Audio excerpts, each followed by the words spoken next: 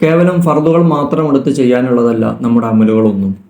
അതിൽ നിന്ന് ഒഴിവാക്കേണ്ട കാര്യങ്ങൾ ഒഴിവാക്കുകയും ചേർക്കേണ്ട സുന്നത്തുകളടക്കം ചേർക്കുമ്പോഴാണ് അത് പരിപൂർണ രീതിയിലായി മാറുന്നത്. നമ്മുടെ നിസ്കാരത്തിലെ അത്തഹിയാത്തിൽ പലരും പല കോലത്തിലാണ് ഇരിക്കാറുള്ളത്. സുജൂദുകൾക്കിടയിലുള്ള ഇരുത്തത്തിലും ഒന്നാമത്തെ അത്തഹിയാത്തിലും പലരും രണ്ട് കാലും കൂട്ടിക്കെട്ടിയുള്ള ഈ രീതിയിലും അല്ലെങ്കിൽ രണ്ട് കാലും പരത്തി വെച്ചുള്ള ഈ രീതിയിലും ഇരിക്കുന്നത് കാണാറുണ്ട്.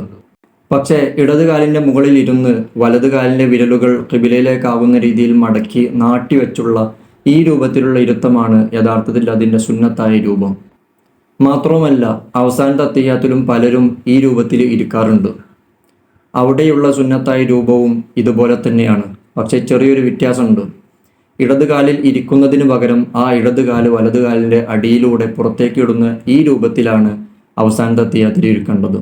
നമ്മുടെ സൗകര്യത്തിനും നമുക്ക് തോന്നുന്നതുമായ രീതിയിലൊക്കെ ചെയ്യുന്നതിന് പകരം അമലുകളിലൊക്കെ സുന്നത്തായ രൂപം സ്വീകരിക്കാൻ ശ്രമിക്കുക.